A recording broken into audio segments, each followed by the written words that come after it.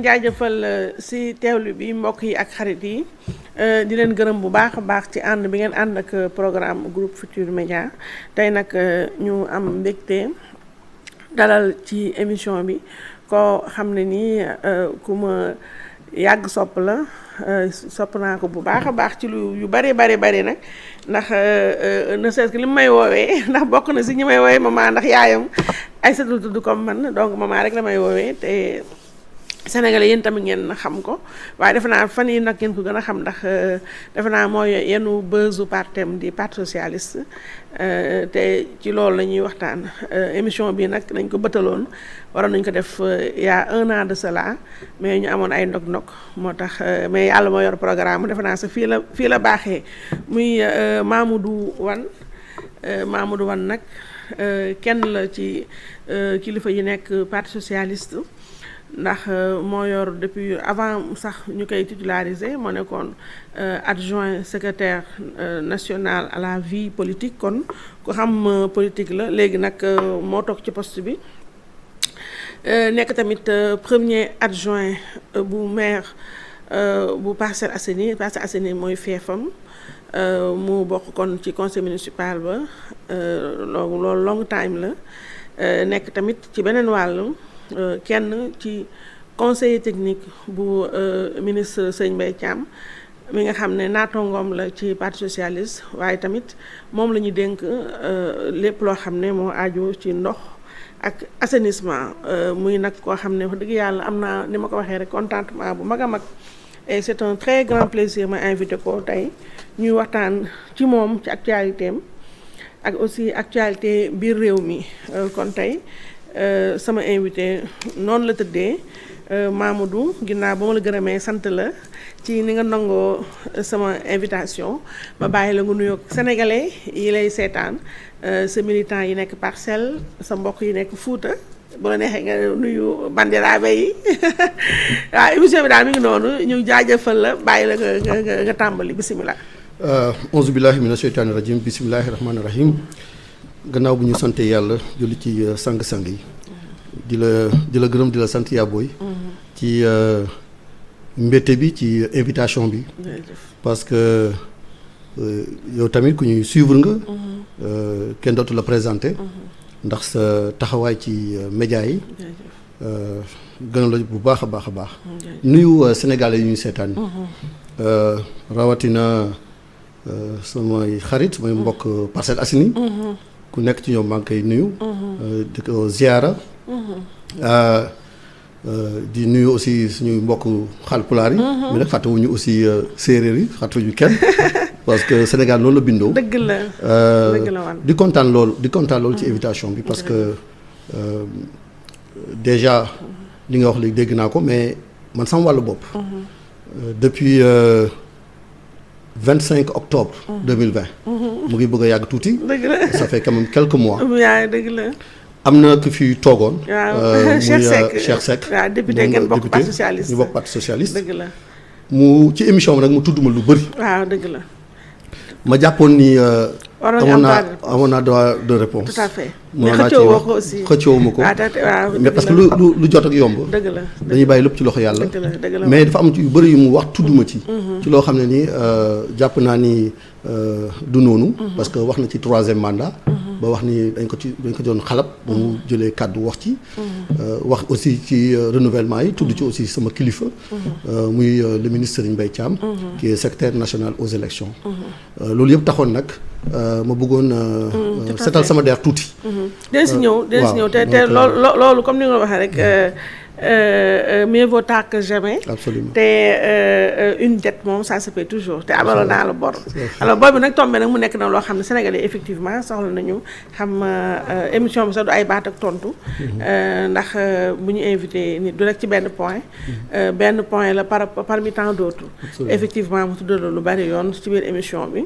te li ma rafetlu mooy mënoon nga am beneen taxawaay xëccoo ak yooyu ndax xamuñu raajkat waaye ñu tam raajkat boo xëccoo woon rek rek ñun la kon nañ dem ci fu ma xare doonee benn waaye nag ni sa melokaan sa yaru ak sa discipline ak aussi comme ni nga waxee rek xam nga koy woowee yaay moom am na cër boo ko jox mooy jox nga cëru jigéen ñëpp donc kon tey Mamadou bala ñoo dugg nag ci actualité ñu ñëw ci émission 25 octobre boobu effectivement boobu la gënoon tar ndax boobu tombé na ak sëñ Mbaye Thiam mi ñu invité ko ci benn émission mu wax fa yoo xam ne yëngaloon na seen parti bi ndax dafa doon sàkku moom ministre ba woon da doon sàkku seen parti ñu organiser ay renouvellement pour quand même mettre fin quelque peu au intérim bi nga xam ne Aminata Mbengue Ndiaye moom la nekk di def nii donc à l'époque y avait une levée de bouclier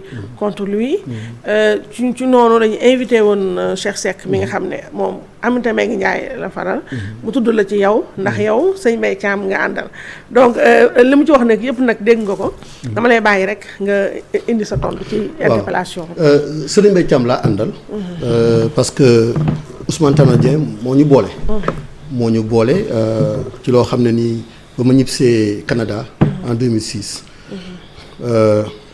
ma nekk ci parti bi nekk ci ndaw ñu tase ak élection 2007 ma am ci ay responsabilités pratiquement je peux dire que j'ai fait le tour du Sénégal avec mon défunt secrétaire général Ousmane Tanor Dieng te loolu yëpp ginnaaw loolu yëpp ci baaxu Serigne Mbaye Thiam parce que daf ma ràññee woon ci xale yi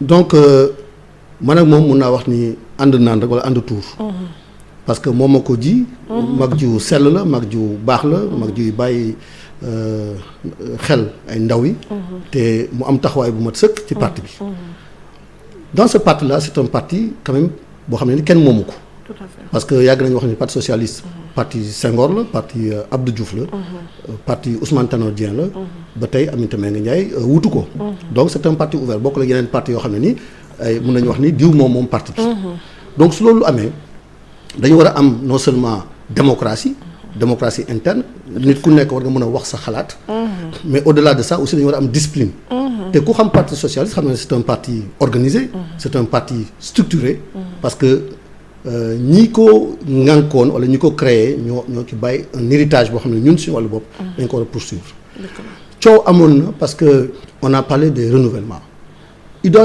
warul am sujet tabou dans un parti démocratique rawatina parti socialiste war nañu waxee lépp te man sama wàllu bopp aussi àddu woon naa ci parce que suñu gisee Ousmane Tanor Dieng kenn xaaruloon ni yàlla dina ko jël te dañ nekkoon depuis 2018 un processus boo xam ne dañuy doon jaay suñu carte depuis 2018 te aussi bu ñu fàtte ni congrès bi ñu fal muy le 6-7 juin 2014 ci statut parti bi dafa ne ñeenti at bu ne dañu war a yeesalaat parti bi donc ci 2018 ñu commencé jaay suñu ay carte ñu def ci diggante bi comme mënuñoo xam ne ni mënuñoo renouveler parti bi ci boobu ñu dem ci benn congrès extraordinaire boo xam ne dañuy prolonger les mandats loolu moo am mais au-delà de tout un responsable boo xam ne nii et je pense que les Sénégalais peuvent le comprendre congrès Ousmane Tanor Dieng la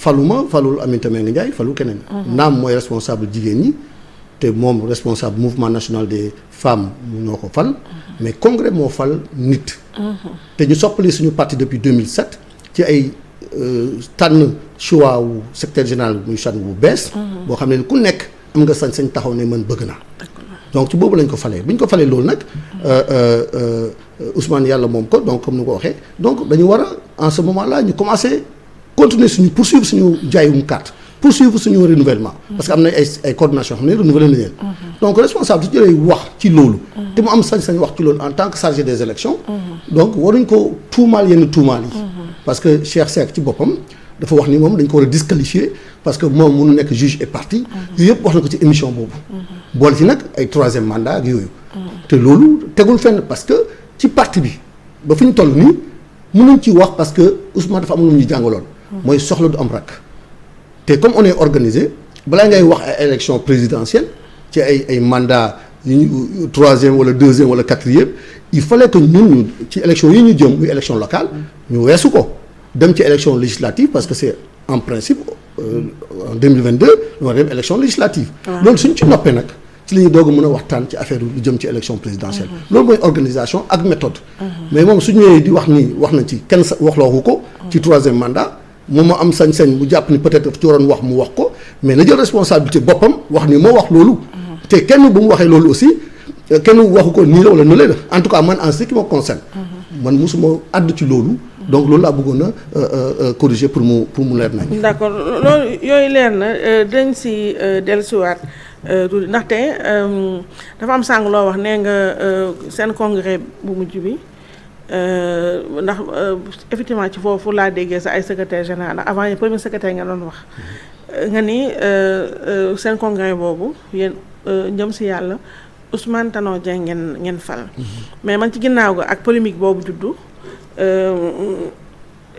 dégg naa ñu bëri sans pour autant nag tiimuma seen texte parti yi mais gis nañu ne dégg naa ñu bëri di wax ne don Cheikh Seck moomu di wax ne en réalité seen congrès boobu ba ngeen di fal da ngeen falaal tamit da ngeen prévoir aussi ay cas empêchement yu mel nii. et que ci yooyu dans ce cas de figure là si ngeen amaale tamit benn collège de secrétaires nationaux.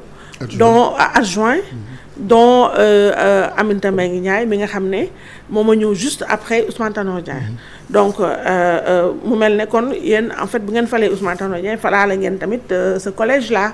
et donc moom moo assuré intérimu Aminata Mbengue Ousmane Tanor Dieng et je sais pas maintenant si seen texte parti dafa prévoir intérim bi mu am àpp ne tel lay commencé tel lay jeex ak aussi effectivement est-ce qu'il y a un processus pour poursuivre li ngeen entamé woon mooy seen renouvellement yi en vue d'un congrès. soo gisee ci sa laaj. yow sa wàll bopp sax da nga wax ay intérim. mais mbir mi. texte yi. parti bi. muy statut ak règlement intérieur du parti bi. dafa am article 30 ak article 18 yoo xam ne nii dafa am suñ ko méngalee mun nañu comprendre un peu le sens de ce que nous voulons faire. Je vais m'expliquer tout à l'heure mais en même temps aussi il y a une pratique dans le parti. pratique bi mooy su nekkee am na ku jóge ci place bi. ku topp ci moom. moo koy wutu mais. nous dans le parti. nu ñu bindee texte yi waxuñu premier secrétaire général adjoint. deuxième secrétaire général adjoint dañuy lim rek secrétaire généraux yi. adjoint yi ba pare nag loolu mu xawoon indi jeexi jaaxa.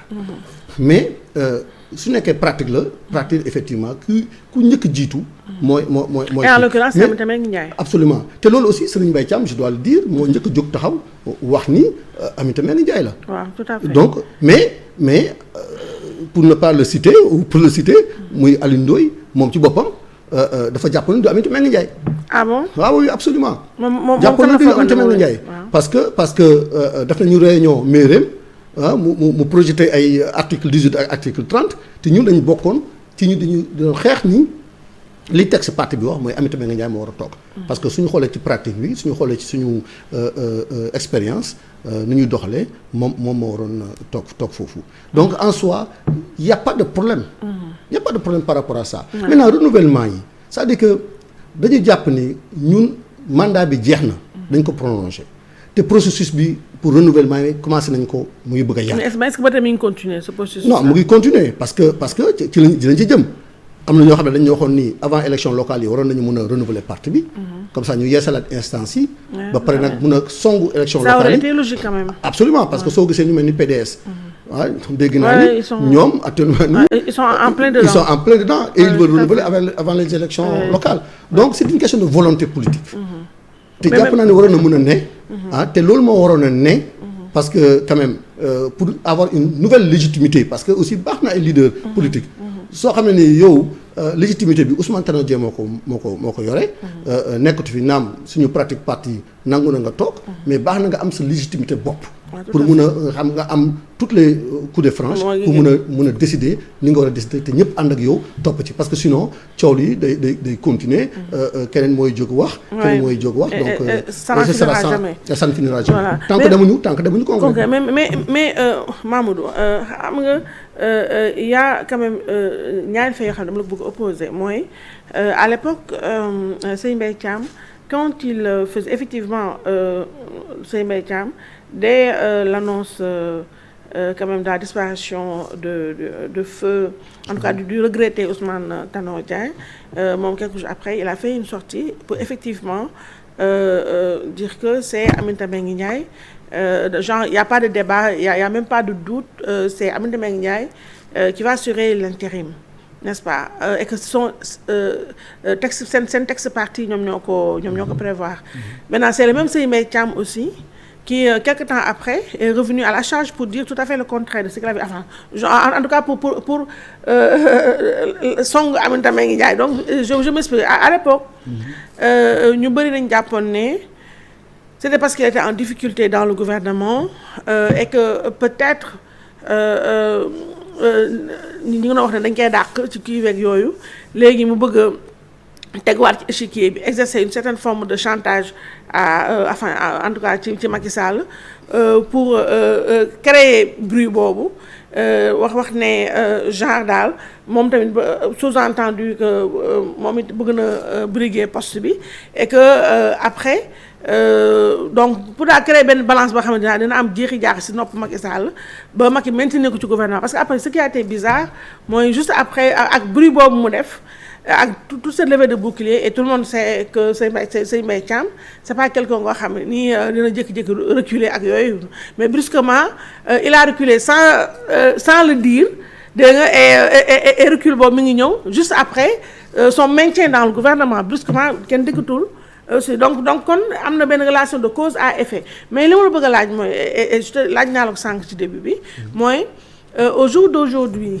est-ce que yéen ba tey yéen ñi ànd Serigne Mbaye Thiam est-ce que ba tey yéen a ngi maintenir que on doit fixer quand même une date pour le congrès ak aussi l'autre question sous-jacente mooy est-ce que effectivement il y a quand même une date pour la fin de l'intérim de Aminata Mbengue Ndiaye? Non, il y a pas de date pour la fin de l'intérim. Donc c'est laissé à son bon vouloir alors? Non, c'est pas, je le dis, laissé à son bon vouloir parce que nous sommes dans un processus. ci processus lañ nekk processus boo xam ne nii dafa war a yegg. parce que avant de fixer aussi date au congrès. il faut que ñun renouvellement yi ñu war a def dañu war ko def ci coordination yi ci section yi d'abord comité yi section yi coordination yi. ba pare dem ci union communale yeeg union départementale yi dem ci union régionale yi loolu il faut que ñu yeesalaat yooyu yëpp. Tout à fait te seulement après bu ñu yeesalaatee yooyu. ci la ñu mën a fixer datu congrès et en plus de fixer datu congrès il y a un processus pour sélectionner le secrétaire général depuis 2007. Maintenant beneen bi xam nga sénégalais on peut pas politique bu Serigne Mbaye Thiam. waaw mais xam nga moom wax ji moom bëri na. c'est un responsable xam nga kilifa soo waxee balaa ngay waxaat soo waxee ren déwén. mais c'est quand même bizarre aussi. c'est quand même bizarre mu xëy suba. xam nga moom song jékki-jékki reculer ñu doog ko ci ñu maintenir ko ci gouvernement bi rek mu def balle à terre c'est quand même bizarre. mais xam nga moom fu mu waxee woon émission bi. c'était pas pour des raisons politiques moo ko fa yóbbu woon. rappelons-nous ba muy dem di wax lu mel noonu. dafa demoon pour wax ci le plan décennal. coow loolu moo fa amoon instant yooyu moom en tant que ministre de l'eau et de l'assainissement mu demoon ci benn seen naataango. mais nag Mamadou xam nga ne hasard amul mi ngi dem foofu pour wax ci loolu waaye day leer ne kenn waxloo ko loolu. non journaliste yi amoon na ko dans le cœur et tout ça et. non journaliste yi ñoo ko posé question. et naturellement mu répondre ci question. et je peux dire que. en politique il y a pas de hasard aussi. non c'est-à-dire que question yooyu. et il y a rarement de spontanéité aussi. non mais xam nga question yu mel noonu ñun bés bu nekk ñu tontu ci. wax nga laaj nga ma ko sànq tontu naa ci. donc en soi dans un parti démocratique un parti tout à fait normal responsable mënu wax ci ay renouvellement. même su waxee sax ci ay effet intérim ça ne doit pas soulever un bouclier. mais ça soulève un peu. mais malheureusement c'est ce que nous déplorons dañ koy déplorer.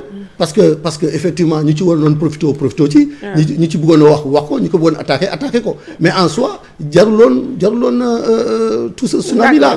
jaru ko woon parce que c'est normal que su nekkee ci processus à la kulli dañ ci dem. donc su waxee je pense que on aurait dû quand même s'en tenir à ça. et puis comme aussi dafa war a wax. dafa war a wax et puis ñu avancer. d'accord alors da woon coow yooyu yëpp.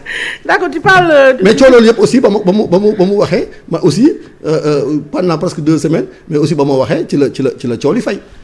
Ouais, mais yow aussi ba nga waxee c'est un peu en fait Seye Mbaye Thiam ak Aminata Mbengue Ndiaye ñoom ñaar ñëpp am nañu cette particularité boo xam ne ku ne am na ko waxal bu dee Cheikh Seck moo waxal Aminata Mbengue Ndiaye yow yaa waxal Seye Mbaye Thiam donc prolongement.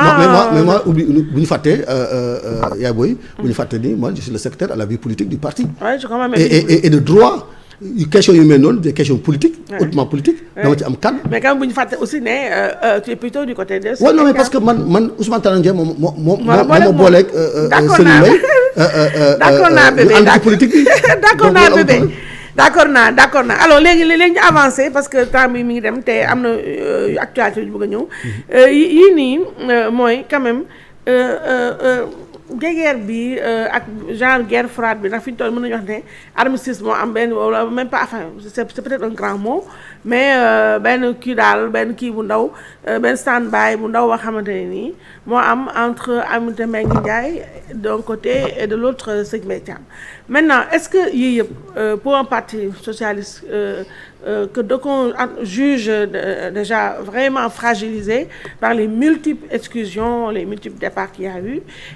Donc, est-ce que aujourd'hui parti boobu soxla na quand même ñaari kàngam yu mel ne Seye Mbaye Thiam ak Aminata Mbengue Ndiaye ñu nekk ci biir di mattante par militant interposé et puis beneen bi damay boole yu bëri pour mën a avancer un peu mooy ñu bëri tamit dañuy jaaxle ci pataaralu Ousmane Abdou Diouf mi nga xam ne aujourd'hui quand même il fait figure de sage doyen tout ça nga xam ne yu mel nii ñu bëri dañuy xaar quand même ne même bu dee prononcé wu ci publiquement xëy na mu woo ñaari belligérants yi sax defal leen pour le bien du parti socialiste quand même. waaw très rapidement amul guéguerre entre Serigne Mbaye Thiam et Aminata Mbengue Ndiaye. parce que Aminata Mbengue Ndiaye moo nekk. il y a une grosse guéguerre hein. waaw mais oui là c'est à fleurir moucheté mais c'est clair que qu'il y a une tension. li ma jàpp mooy que ni Aminata Mbengue Ndiaye mooy secrétaire général bi. Serigne Mbaye Thiam chargé des élections. et Seye Mbaye Thiam aimerait bien être à la place.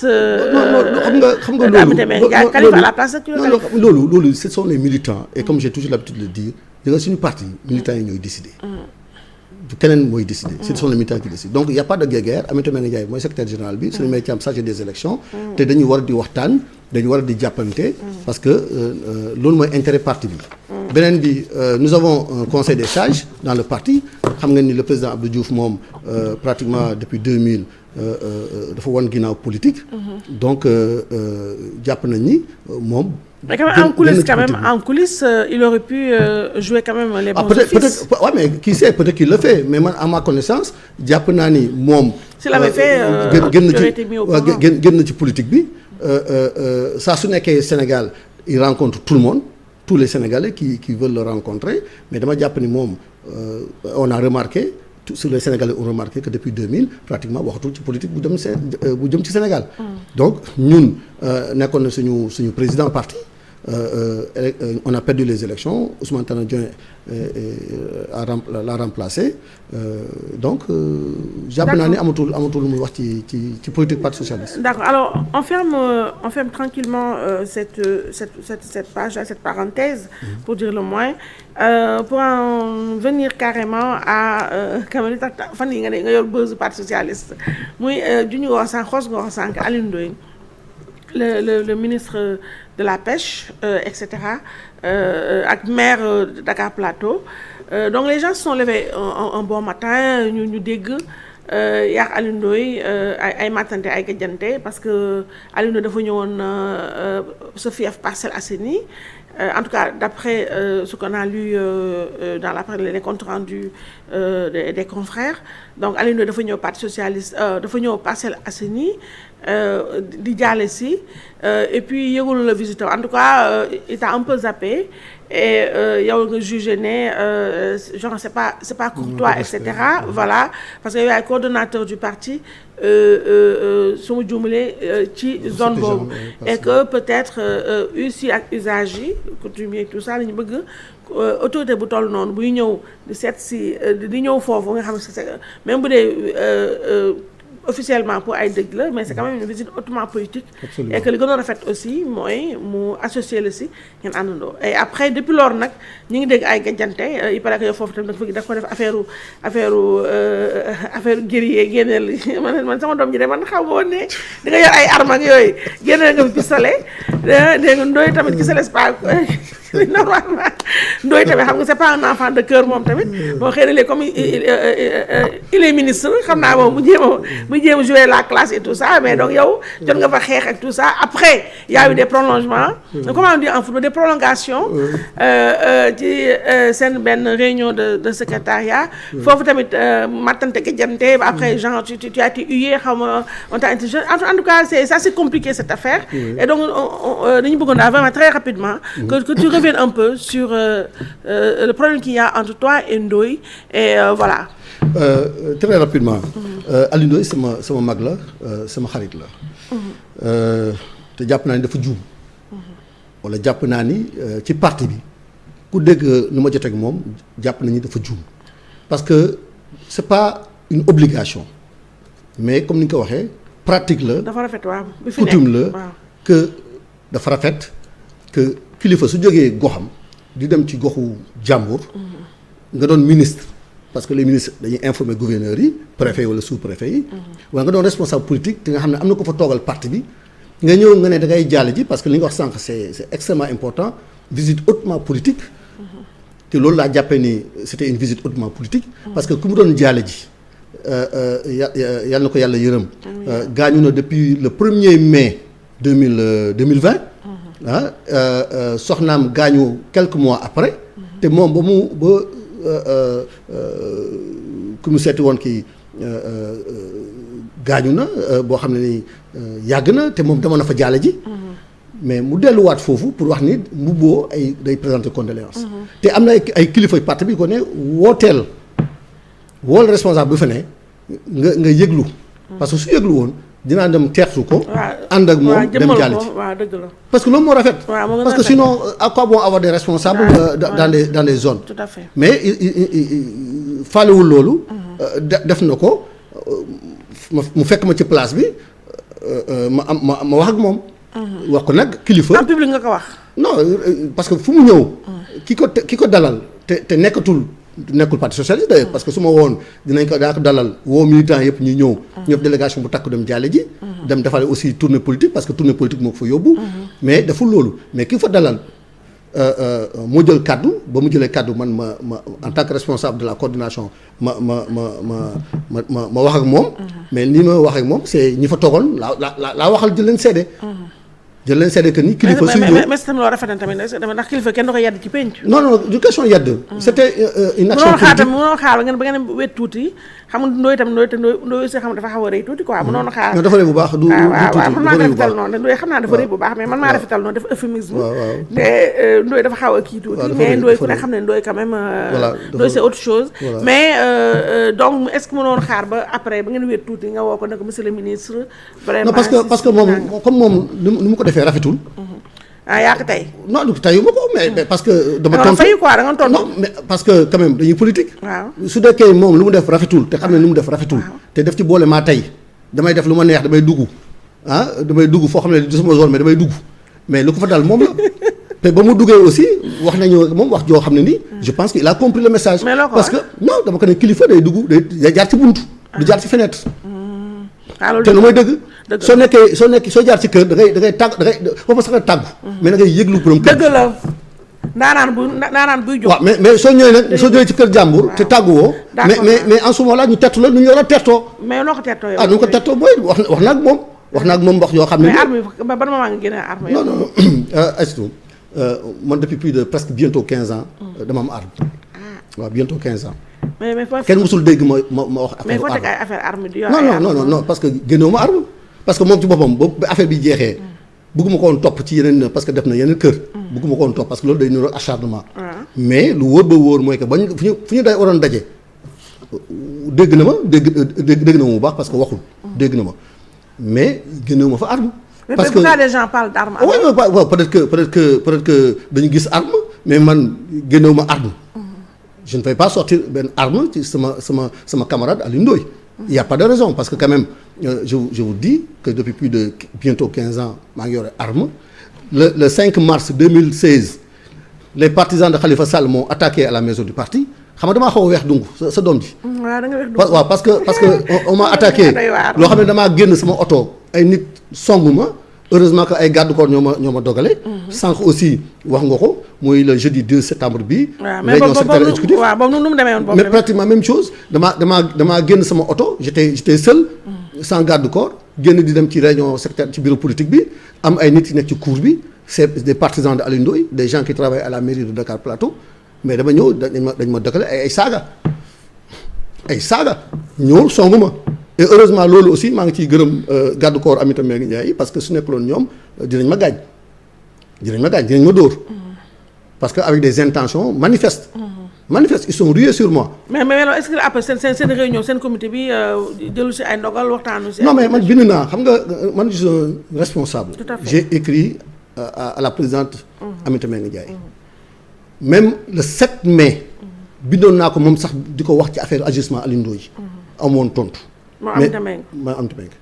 mais bii bind naa et j'ai donné copie aux sages. tontu na la. non tontooguma mais les sages ñu ngi ci coow li. j'espère que Alioune Ndoye entendra raison parce que lu mu def kenn du ko def et pour la petite histoire loolu am na dafa xaw a méngoo Mamadou Diop ak Mbaye Jacques Diop. Mamadou Diop dafa ne day dem Rufisque seeti Mbaye Jacques dem dugg Rufisque. sans mu woo Mbaye Jacques Diop wala sans mu presque à la limite entre guillemets tàggu Mbaye Jacques Diop. mais Mbaye Jacques Diop en responsable daf ko nekk fii sama fief la. balaa ngaa dugg da ngay jaar ci bunt bi. mais il s'est obstiné mais ba mu xamee lu koy xaar foofu ñëwul ba léegi. donc loolu moo rafet c'est une pratique. boo xam ne nii ça ne coûte rien de bienséance la parce que quand même un ministre de la République qui se déplace on doit l'accueillir. c'est un camarade de parti c'est mon grand frère mais peut-être que dafa bëgg département de Dakar peut-être que dafa am yeneen ambition mais soo amee yeneen ambition yi ñun en tant que responsable du parti bokk ak moom département bi dafa war a wax ak ñun. non foofu naa fa ñëw li nga junj nii bébé naa si ñëw mais quand même dafa am sànq parce que man waxaat xaw nga ko junj léegi. te lire naa ko tamit ci copie de presse yi mooy nee nga Ndoye tamit quand même tu as utilisé quand même un langage assez fleuri pour quand même le qualifier dégg naa fi nga ay hautain ak yooyu dégg nga dëgg Ndoye tamit yàq nga ko yu metti mais man question bi mooy est-ce que yow da nga am problème crypto personnel ak Ndoye wala c'est encore cette guéguerre là larvée entre Serigne Mbaye Thiam et Aminata Mbengue Ndiaye parce que Ndoye on dit que Ndoye est plutôt pro Aminata Mbengue Ndiaye et puis wax nga ko xam nga ko junj léegi sax ndaxte bind nga lettre Aminata à l'époque waa ba tey nii c'est bon su nekkee pro Aminata en tout cas lu bees la parce que wax naa ko fi sànq. waaw parce que bi ñuy war a wax ni Aminata mooy toog. ñun wax nañu Aminata mooy toog te jàppoon nañu Aminata mooy toog mais moom bokkul ci ñu wax ni Aminata mooy toog. parce que moom lu mu gëmoon mooy que ni dafa war a am collégialité. waaw dafa war a am collégialité parce que ci 3 secrétaires généraux adjoints yi nekk ci parti bi. ñooñu ñoo waroon toog di décider di nas di nocc ak yooyu. moom donc il n'était pas avec Aminata à l'époque. ça je dois le dire.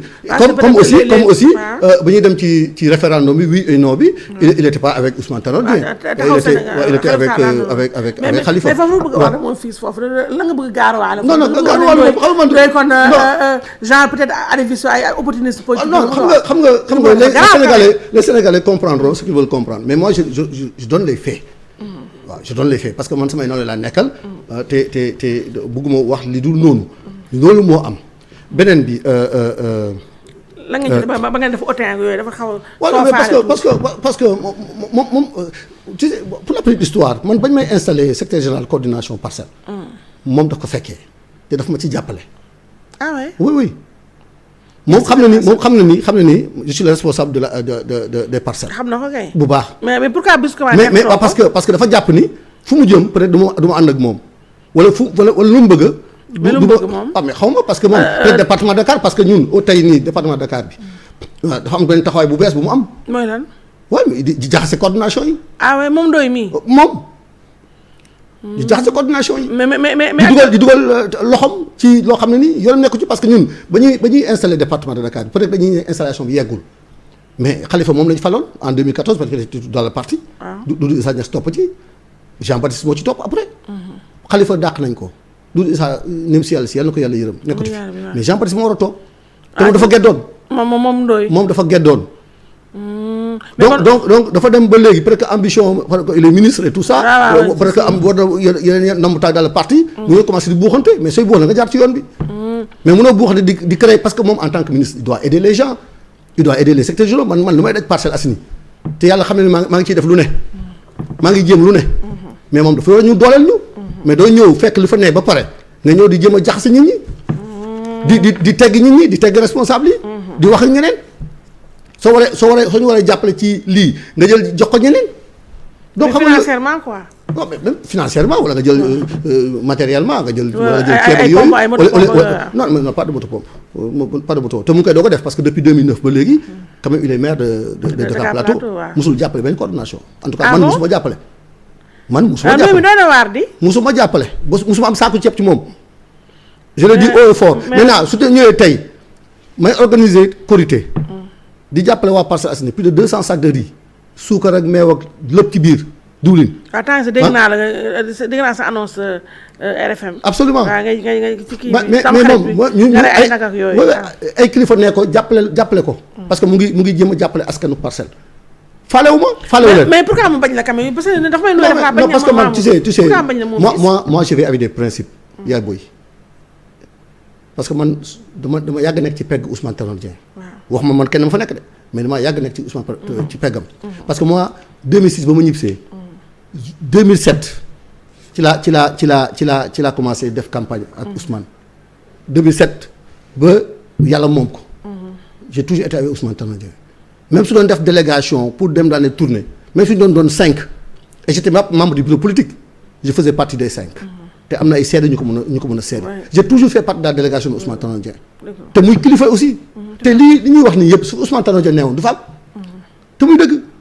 tout à fait ça on le fait à l'absence de Ousmane Tanor Dieng. tout à fait parce que yëpp Aminata Mbengue Ndiaye moo tax ñu koy def. parce que nawla wuñu Aminata. ah bon oui parce que suñ ko nawla woon. am na ñoo xam ne ni kilifa du def yenn nii te moi du ma ñeexum ñebe yaa booy.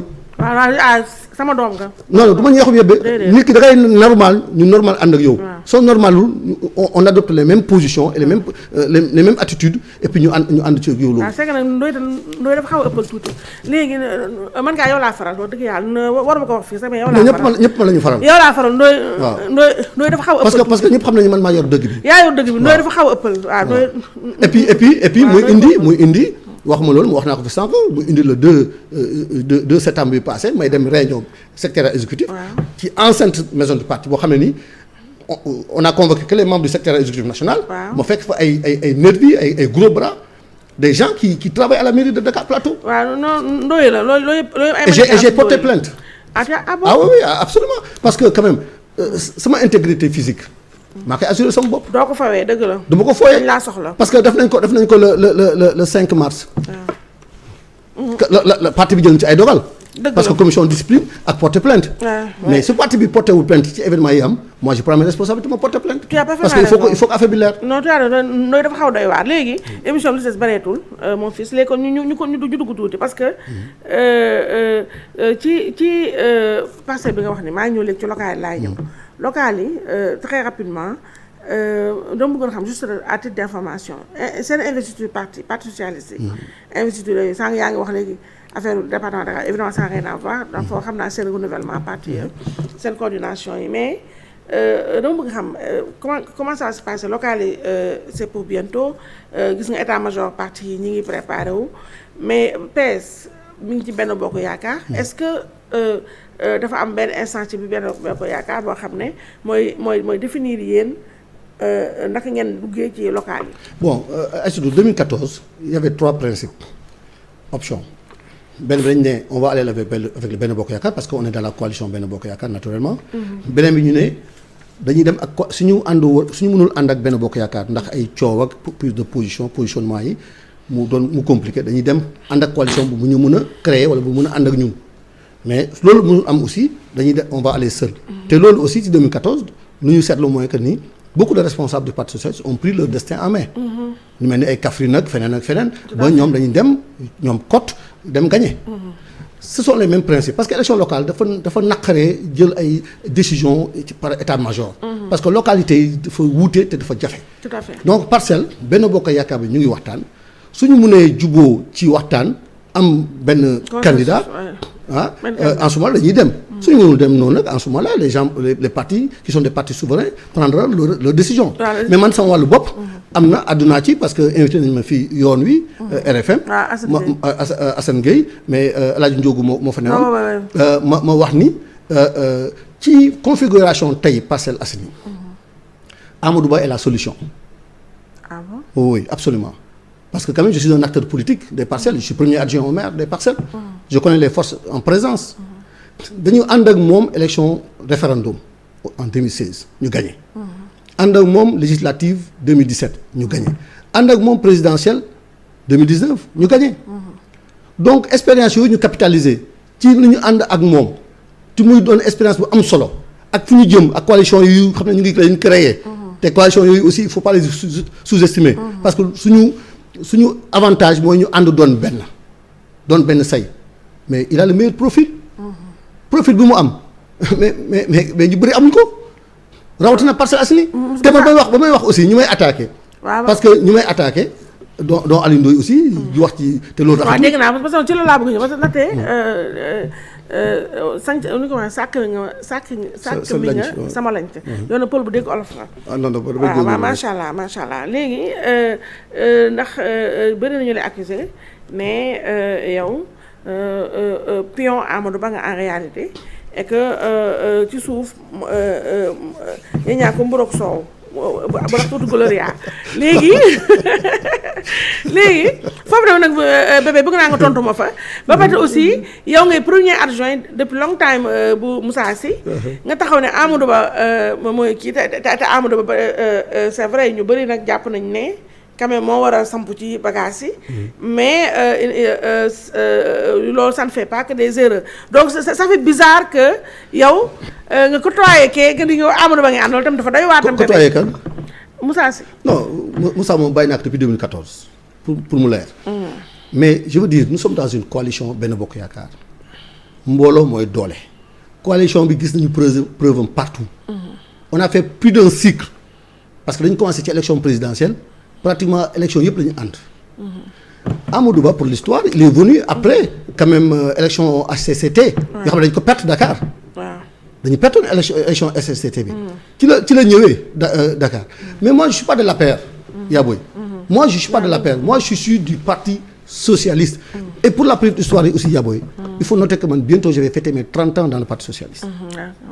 le 30 juin 92 ci laa dugg ci parti socialiste ba tey. te kenn du mënul laam-laame ni bokk na ci biir wala kii parce que sinon man demoon naa ci Ablaye Wade wala man demoon ci Macky Sall sama mag la. mais je suis fidèle à mes convictions de socialiste. Amadou Ba est un APR mais ñoo bokk suñu parcelle.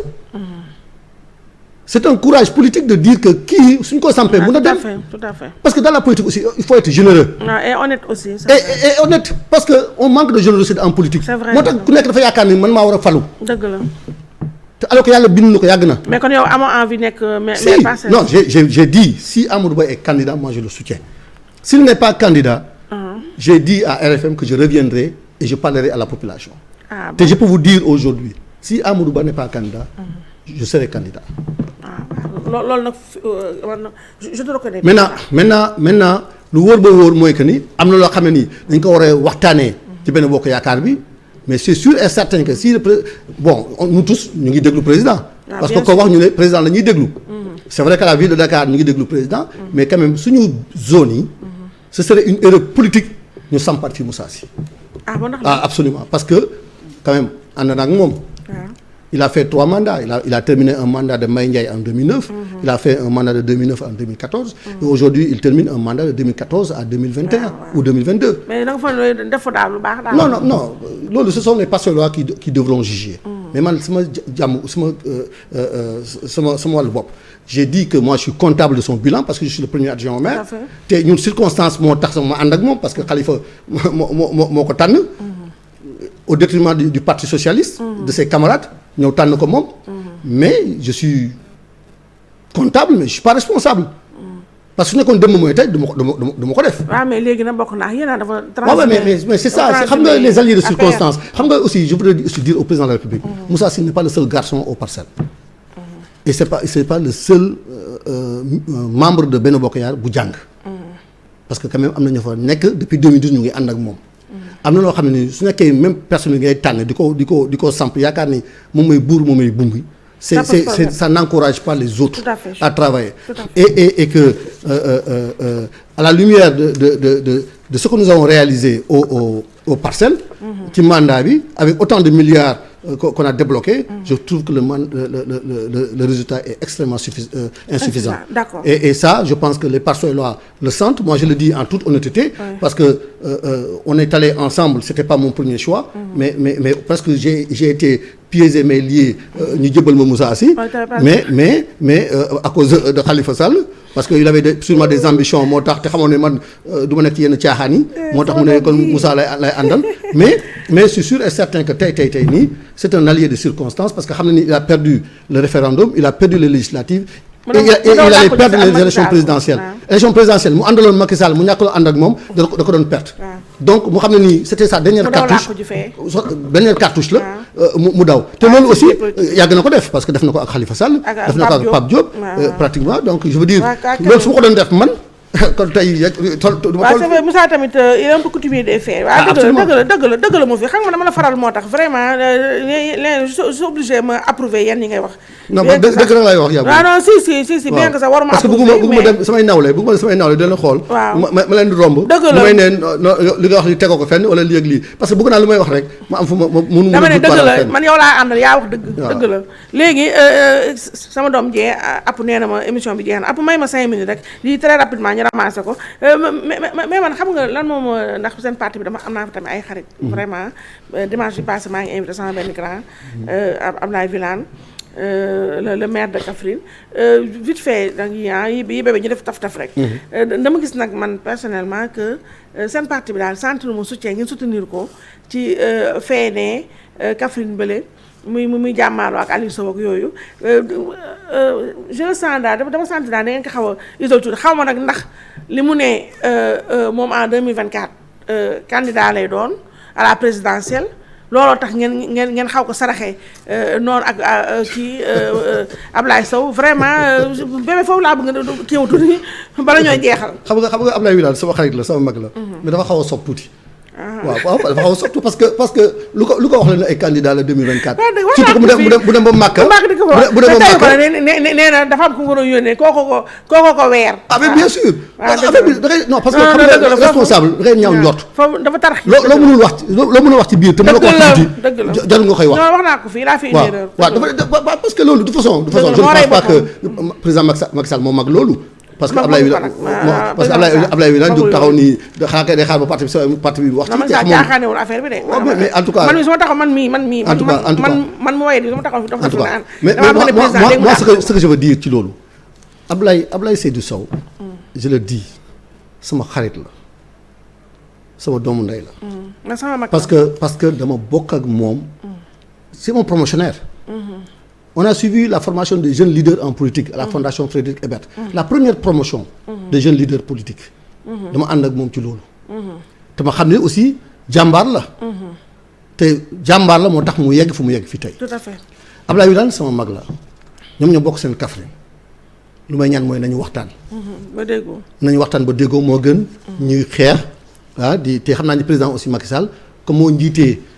mooy njiitu coalition bi mooy suñu papa du seetaan lu ñaaw du seetaan lu ñaaw te xam naa ni dina ci am kàddu. d'accord te moom ñëpp mooy seen kilifa su waxee Abdoulaye Seydou dina dégg su waxee Wilane dina dégg. je pense qu'il saura trouver la bonne solution. d'accord alors yéen nag taf ba tey sa xalaat laa bëggoon am Mamoudou Wane may fàttali ne yaa suñu invité premier adjoint au maire des Parcelles Assainies secrétaire national à la vie politique du Parti socialiste coordonnateur du Parti socialiste toujours au Parcelles Assainies sa avis vite fait ci coalition yu bees yi juddu bu njëkk ba mooy bu Sonko bi Yewwi Askan Wi ak ñoom Khalifa Sall ak ñoom Abdoulaye Wade tam def nañu et cetera sa xalaat vite fait ci. waaw mais coalition yi.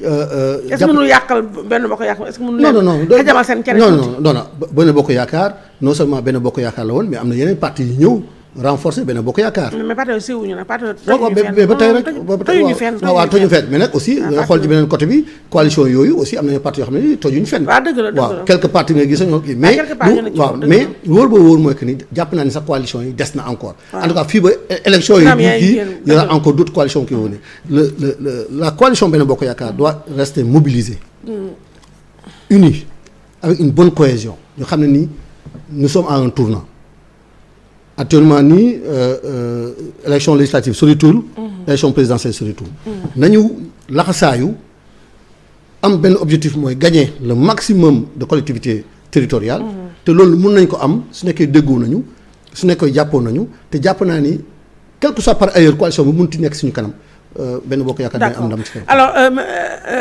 est-ce que Mamadou est-ce que quand même à l'époque du temps est-ce que am na regret quand même ci ni ngeen dàqee Khalifa Sall parce que quand même Khalifa Sall tey jii bu nekkoon ba tey parti socialiste wax dëgg fa yàlla xëy na seen blason dina gën a doore dina gën a màgg dina gën a kii ni ngeen xajjee Khalifa Sall noonu est-ce que digg na leen aussi. non xam nga il faut jamais avoir de regret. mais il est vrai que dàq nit ci parti. Ça c'est vraiment des solutions extrêmes. Mais aussi dans un parti il faut qu'il y ait un minimum de cohésion, un minimum d'unité, un minimum de discipline. Parce que quel que soit par ailleurs les responsables soo amul discipline ci parti surtout parti bu mel ni parti socialiste ñoo xam ne dañuy doon parti organisé. parti bi su jëlee ay dogal ne fii la ñuy jaar yow nga jàpp ni waroo jaar fii ngay jaar feneen y a un problème. te en ce moment-là si le parti en tout cas bu am fulla ak fayda jël ay matuwaayam jël décision. C'est regrettable. mais mu leen waxtaan ak moom aussi avant. waaw mais loolu xam nga ce sont des dynamiques xam nga souvent les partis xam nga ce sont des dynamiques. peut-être qu'on va se retrouver un jour lorsqu'on on sera dans la même dynamique. D'accord. On sera dans les mêmes les mêmes sphères. Les mêmes sphères pour peut-être avec les mêmes objectifs. Peut-être qu'on pourra se retrouver. D'accord alors avant-dernière question mooy xam nga yaa ngi dégg mon fils Sénégal yëpp di jooy réew mi tey nu mu metti gi mu metti c'est une grosse plaie béante qui soigne de partout et vraiment nit ñi ni ñuy sonne dafa metti fu nekk foo laal rek metti na ci contexte boobu ñu bëri di gën a ñaawlu nag institution yu ñàkk xorom yi fi Macky Sall teg nga xam ne lépp pour caser clientèle politique bi ñu ñooy jox suñu xaalis te ci institution budgétivore yooyu nga xam ne wax dëgg yàlla ñoo indi du ñàkk xorom am ñu benn njariñ au conseil ci la bokk te sama yaay amante Mbengue Ndiaye moo fa toog sama yaay la nag vraiment bëgguma di ko xoos ndax sama yaay et je l'adore elle le sait mais neexul mais au conseil boobu tam benn njariñ amu ko ñàkkee na xorom lu ne lekk xaalis lu ne donc est-ce que quand même Macky Sall defaru leen un cadeau empoisonné yéen parti socialiste jël leen tapp leen ci foofu ci au conseil boobu ak ni au conseil bi impopulaire ci bëtu Sénégal yi ak dëgg-dëgg fi réew mi toll nii est-ce que yéen amu leen war leen am fulla ak fayda tamit xam ne dëgg yàlla lekkukaay xaalis dëgg la casekatu militant la dëgg la waaye nag trop c'est trop lekk ngeen war a lekk ngeen ko ngeen bu ko Macky Sall ñemewu leen dàq dégg sarax na leen Sénégalais yi yéen tamit ngeen am fulla bu doy ne démissionné nag dem toog nag nekk si li Sénégalais yi bëgg. non yaa booy boobu d'accord ba parce que d'abord c'est le président de la République moo créé institution bi te daf ko créé parce que. am benn njëriñ créé nga pour xam nga institution yëpp am nañu njëriñ def dara rek am benn njëriñ. non institution yëpp am nañu conseil économique. benn njëriñ am non institution yëpp am nañu njëriñ te HCCT mu ngi liggéey bu am solo. dara te aussi bu maman Innocence Ntap mooy liggéey conseil xam nu mu tudd boobu. dialogue social waaw dialogue social boobu. Innocence Ntap Ndiaye sama yaay jooju. ma ngay doxal bu baax a baax ba su yàlla sàkk. te xam naa ne moyen yu au conseil amul zéro moyen. mais ma ngay lijjanti ma ngay dóor ma ngay woo nit ñi ma ngay lijjanti. mais fee sama yaay tamit wax dëgg yàlla dafa mel ni lay def rek. je pense que c'est une invitation pour ñu yokk seen communication parce que jàpp naa ni ñu ngi liggéey. ñu ngi liggéey commission yi seen commission yi ñu ngi liggéey. te ci pàcc bu nekk ci réew mi. ñu ngi saytu ba yàggul dara ñu ngi doon saytu ci affaire inondation yi. ñu doon xool par rapport à inondation yi. loolu ay per yëpp ñuy lekk la. waaw mais jàpp na ñu ngi liggéey je pense que ñoom c'est une invitation pour ñu gën a yokk seen communication. léegi trafic de passeport bi nga xam ne ñu tudd si ay député passeport diplomatique ay député ñu jël leen sol leen ci assemblée nationale ba ñu nekk fa di trafiquer ay passeport. non rafetul. rafetul. parce que rafetul parce que un représentant du peuple dafa am image bi nga war a joxe. bon je ne préjuge pas encore une fois. parce que y a une enquête en cours dina leer. mais lu wóor ba wóor mooy que ni quel que soit par ailleurs ñaaw na parce que député warul dugg ci ay trafic de passeport diplomatique. donc rafetul. mais nañu bàyyi enquête bi wéy. te sa enquête bi wéy dañu xam exactement les tenants et les aboutissants mais jàpp naa ni ci li ma dégg mooy que ni personne ne sera protégé parce que su nekkee am na loo xam ne ay ñaawteef la dañ ko war a sanctionner. en tout cas ñii bu ñu leen protégé moom réew mi daal seen kaw léegi dernière question mon fils. mooy li Cheikh Seck doon wax Cheikh Seck la ñu ubbee moom la ñu tëjee. ndax actualité moo ko laaj muy 3e mandat yi nga xam ne moo am. yenn président africain yi ni ñuy forcé te ñu ko fa mos a forcé yëpp ba léegi nii jigu leen ndax toroxal bu gàcce bu mag la ñuy génnee ci seen réew yaa ngi wax sànq dugg ci bunt bu baax bi ak génn ci fenêtre bi mais ñoom loolu mooy leneen daal dañuy dugg ci bunt bu baax bi génn ci fenêtre bi le cas Alpha Condé est là te gis nga boobu ba léegi gis nga tous les montages sur réseaux sociaux yi ak yooyu ñëpp lu ñuy waxee Macky Sall tamit na roy ci na jël leçon ci moromam yi bëgg a forcer 3e mandat moom tamit na fexe ba xam ne 2024 moom non partant la moom sa xalaat ci loolu laa bëgg. bon bien sûr que du xalaatu parti socialiste parce que ñun amuñu àdduwuñ ci. je serai pas yow sama doom Mamadou Wane institut personnel. waaw mais wala kenn tooñ. waaw sama xalaat mooy que ni ce sont les peuples qui sont souverains. tout à fait. ce sont les peuples qui sont souverains vous savez question 3e mandat bi avant ñuy wax ni ay 3e mandat président Macky Sall ou autre on a parlé de 3e mandat du président Wade. Et le peuple a pris ses responsabilités. En toute démocratie. voté ji et puis ci wote bu leer nañ def un choix un changement démocratique. Quel que soit par ailleurs. parce que c'est un débat de juristes de constitutionnalistes même j'allais dire am na droit amul droit. c'est le conseil constitutionnel qui est l'arbitre. parce que ñoom ñooy toog fii saytu constitution bi lan la wax lan la charte réew mi wax. et puis jàpp naa ni ay kilifa lañu seen liggéey xam nañ ko. suñ ci tolloo parce que c'est moi ce qui me préoccupe ce sont les locales. les prochaines élections législatives.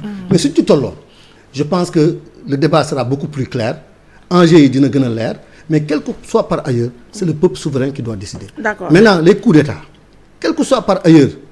nu régime civil bi munti mel. moo gën coup d'état. parce que c'est une rupture démocratique. boo xam ne ni on ne doit pas di bàyyi des militaires doivent être dans les casernes. Tout à fait. ñoom ils doivent pas être dans la politique pour essayer de réguler. c'est pas leur mission. donc il faut laisser le peuple qui en toute souveraineté. décider quel que soit par ailleurs li munti am. D'accord alors mon fils Mamadou Wane.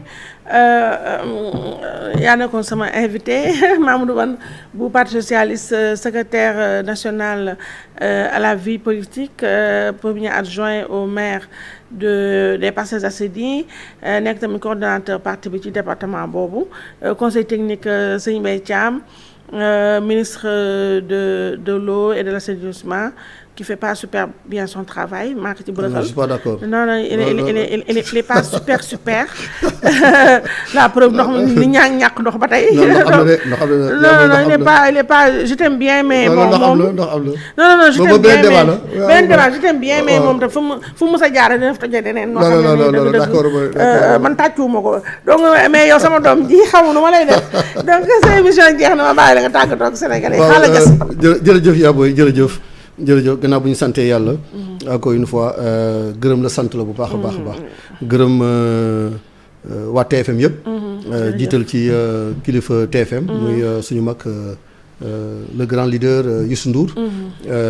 ak suñu ay xarit ñoom Bouba. mais santaat la bu baax a baax a baax. ci opportunité bii nga ñu may. ñu mun a waxtaan ak Sénégalais yi. émission bi c'est une émission très suivie. parce que d'abord yow la. mais en même temps aussi li ñu ciy waxtaanee. J'espère que j'ai été à la hauteur. Oui. J'espère que Sénégalais yi ci kàddu yi dinañ ko mën a dégg ak xel.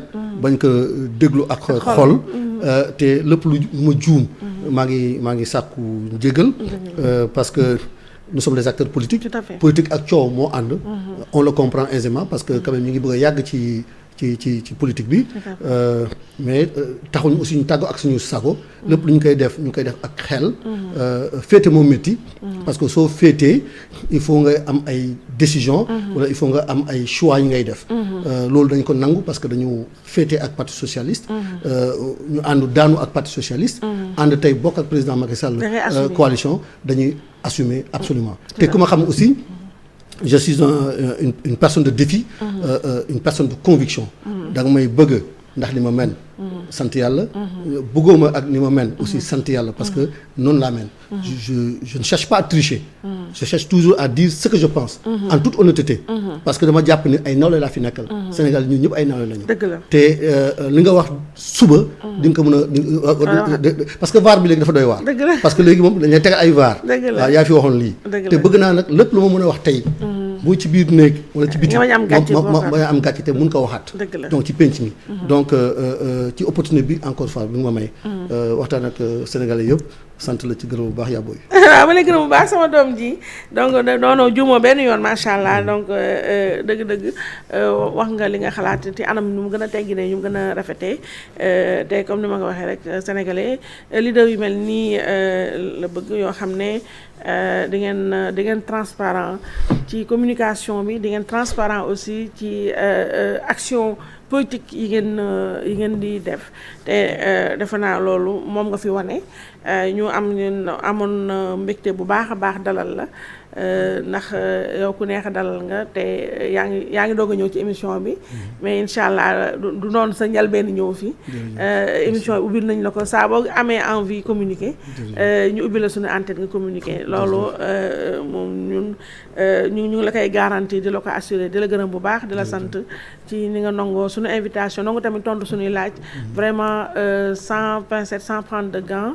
nga wax exactement li nga xam ne moom nga xalaat donc ma la ci gërëm bu baax di la sant di gërëm na ko noonu yéen sénégalais yi nga xam ne yéen a ngi ñu doon teewlu boobu ba léegi amuñu seen ngërëm dañuy bàyyi rek yàlla suñu borom bi mu gërëmal ñu leen fayal ñu leen bu baax a baax ci topp bi ngeen topp suñuy programme di gërëm na ko noonu comme d'habitude rek Ndeye Madeleine Diaw borom Glam Style Baye Mado ci coiffure bi na ko noonu ci make-up bi di gërëm sama doom ji Apulaay moo nekk ci régie bi Fego ak Abdourahmane gis naa ko ci son bi gis tamit Mansour ci décoration bi Moussa Sène le nouveau papa moo comme d'habitude moo nekk ci montage bi ap maa fàttewu ma kenn Kara moo nekk ci sécurité bi ku ma fàtte nga jéggaloon léegi maire laa damay peer tuuti donc di gërëm ñëpp di gërëm nag Binta Diallo sama mag jooju ca RFM moom laa wax tout le temps ne mooy sama vrai patron ndax tout tànk ba tey maa doon stagiaire am ba tey sama patron la kon te ku la sopp la yàgguma wax say wax kon invitation bi rek dinañ ci kontaan te bu kontaanee sama xol sedd ba koy nuyu di nuyu bu baax na borom këram Mansour sama xarit boobu monsieur Seck di nuyu ñëpp di gërëm ñëpp di leen jox daje incha allah beneen dimanche ak beneen invité jërëjëf